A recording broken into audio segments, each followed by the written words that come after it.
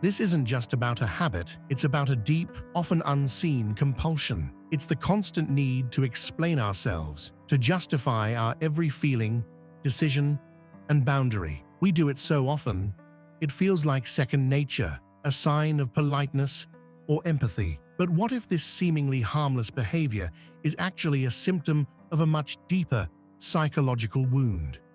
The renowned psychoanalyst Carl Jung believed this constant need to justify oneself is a clear sign of being disconnected from your own core. When you're always trying to convince others of who you are or what you feel, you're actually searching for something you were never given: permission to exist. Think about it. We learn this behavior in environments where our feelings and experiences are constantly invalidated. Maybe it was a parent who told you you're overreacting, or a teacher who dismissed your fear as nonsense. The message is brutal and clear. Your inner reality isn't valid unless someone else approves of it. Over time, this belief turns into a psychological prison. You become dependent on others' understanding just to affirm your own truth. The adult who compulsively explains themselves is often trying to avoid abandonment, judgment, or rejection. They're convinced that if they can just get others to understand their reasons, they won't be criticized or pushed away. It's a desperate attempt to control how others perceive you, to feel safe and secure. But this comes at a huge cost: your own psychological autonomy. You stop acting from a place of genuine belief and start living to justify yourself. You don't feel freely. You rationalize your emotions to avoid being seen in a negative light. Slowly, you stop living for yourself and start performing for an audience. Jung saw this as a major roadblock on the path to individuation, the process of truly becoming who you are. Here's the harsh truth: as long as you feel the constant need to explain yourself, you will never have true inner freedom. Why? Because compulsive explanation is a subtle form of submission.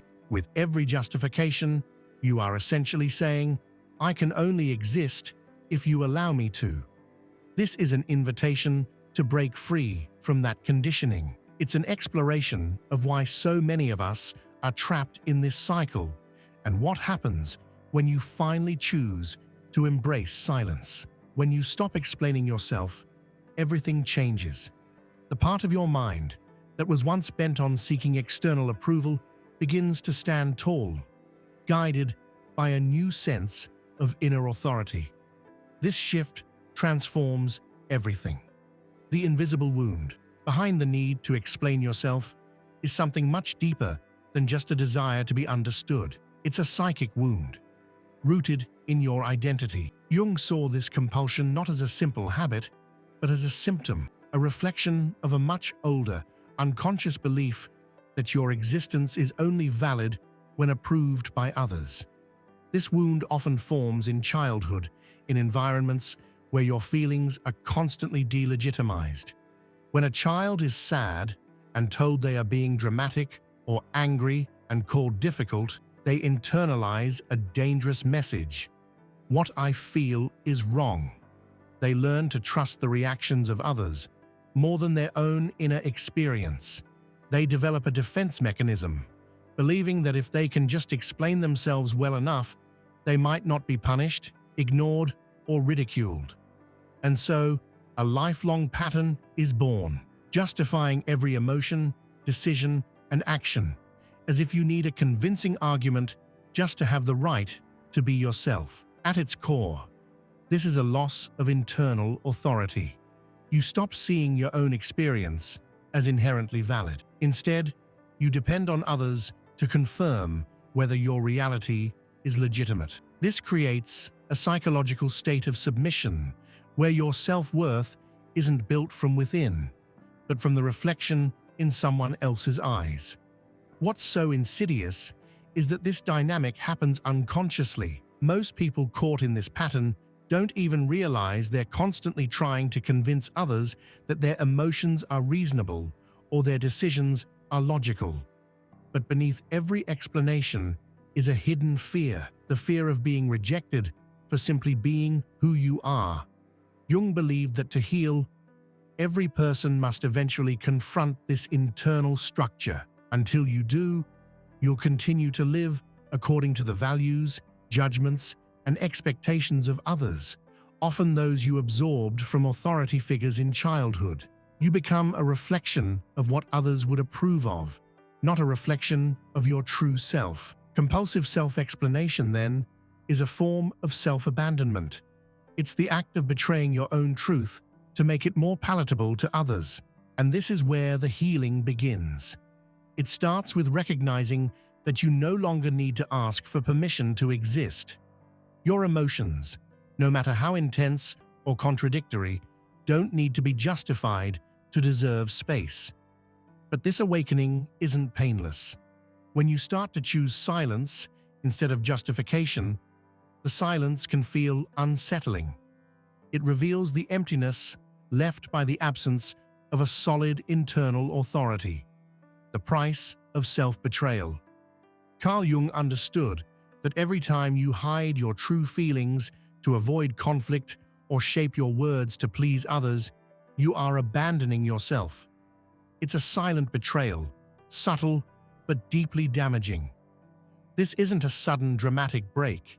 It's a gradual, daily chipping away at your own soul.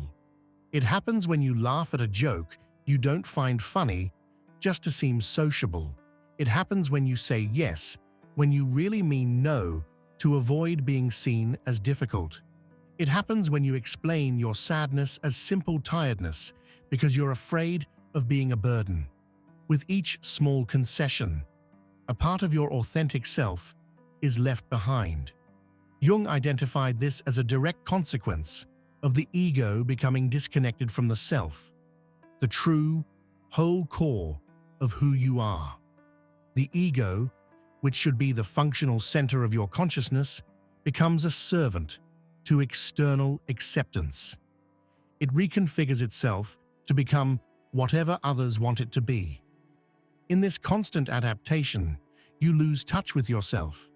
You stop trusting your own intuition, you question your most authentic feelings, and you begin to doubt your deepest motivations. This process is so dangerous because society often rewards it. People who go with the flow, who avoid conflict, and who are easy to get along with are praised. But behind this false harmony often lies deep emotional exhaustion. The exhaustion of someone who lives for others but can no longer hear themselves. Jung asserted that this kind of internal fragmentation is a primary cause of neuroses. When the ego strays too far from the self, psychological symptoms appear: chronic anxiety, existential crises, feelings of emptiness, and low self-esteem. Why? Because your soul is screaming to be heard, but it has been silenced in the name of social adaptation. Ultimately, this raises a crucial question: whose life are you living? As long as you're constantly seeking approval to feel, think, or act, your existence will be nothing more than a performance, an edited version of your truth. You'll be a character in someone else's story, never the author of your own. The only way to break this cycle is to reclaim your internal authority. It means developing the courage to stand by your truth, even when it's not understood, even when it causes discomfort, and even when it disappoints others. This is the beginning of true individuation, the process of becoming whole, even if it means no longer pleasing everyone. The power of silence. Silence, when it comes from a place of integrity, is one of the most transformative forces you can wield. Jung saw it not as an absence of words, but as a powerful presence of authority. When you stop compulsively justifying yourself, you are deactivating a whole system of psychological control that fed on your insecurity. This kind of silence is deeply unsettling to others. For those who have always expected you to bow down, explain yourself, or apologize, your lack of justification is interpreted as a rebellion. And in a sense, it is, but not an immature rebellion that screams for attention. It's a quiet revolution, an implicit statement that says, I owe no one an explanation for being who I am. Manipulative people who thrive on your doubt will start to lose their power. Emotional manipulation only works when there is a palpable vulnerability, a fear of being misunderstood or abandoned. The silence that comes from inner authority is like a stone wall. It doesn't engage, it doesn't justify, it doesn't dance to their tune. It simply is. And this destabilizes any attempt at control. Relationships that were based on your submission, emotionally, intellectually, or behaviorally, will begin to crumble, revealing their fragile, one-sided nature. When you stop explaining yourself, you break the unspoken pact of inferiority. You stop positioning yourself as someone who needs to be accepted and start occupying the space of someone who already accepts themselves. And this changes absolutely everything. Some people will leave your life, and this is not a sign of failure, but of a necessary realignment. Your silence acts as a filter, revealing who was truly by your side out of genuine connection and who was only there because you were easy to control. Jung said that individuation often requires ruptures. These partings are not punishments, they are liberations. But as you stop explaining yourself, you will also have to face your own anxiety. The part of you that spent decades learning that you needed to be understood to have value will resist. It will urge you to go back to your old ways.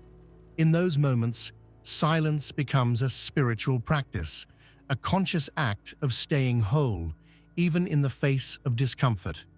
Silence, then, is not just the absence of words. It's the affirmation of your being. It's a refusal to put your identity on trial. The more you sustain this silence, the more it transforms into a powerful presence, a presence that commands respect without ever raising its voice, that sets boundaries without needing confrontation, and that no longer needs approval to exist, living with integrity. There's something deeply magnetic about a person who feels no need to explain themselves. It's a kind of psychological integrity that cannot be faked. It's the state of someone who no longer negotiates their core self to fit into external expectations. Jung saw this integrity as one of the most mature expressions of individuation. An integrated person doesn't beg to be understood. They communicate, they express, but they don't try to convince. Their words come from a solid, internal center, not from a hidden sense of lack. This transforms how they are perceived. The world treats with more respect those who treat themselves with respect. And self-respect begins when you refuse to negotiate what is essential within you. Psychological integrity isn't about being inflexible. It's about coherence, the ability to maintain an internal line of truth, even under external pressure. It's when you feel something isn't right about a situation, and without needing to rationalize it, you simply say, "This doesn't resonate with me." And that's enough. This stance, which seems simple, is revolutionary in a world where most people are disconnected from themselves, making decisions based on others' opinions and ignoring their own feelings to avoid seeming too sensitive. Integrity is the opposite of that. It's the art of being whole, of not fragmenting yourself to please others, and of not hiding who you are to avoid conflict. True transformation doesn't happen when you learn more theories. It happens when you embody a new stance toward life. And that stance begins with the refusal to justify yourself. Every compulsive justification carries a hidden insecurity. Am I enough? The integrated person no longer asks this question. They know they are, even when the world suggests otherwise. This is the paradox. The less you seek approval, the more respect you evoke, because integrity has weight, density, and presence. A centered person can alter the dynamic of an entire room without saying a word, simply because their internal coherence already communicates everything. They don't beg for space. They occupy it. They don't react out of insecurity. They act from a place of alignment. But this integrity is only possible when you stop betraying yourself. It requires the courage to take responsibility for your own existence without blaming others or outsourcing your value. And when this integrity takes root, the effects are profound.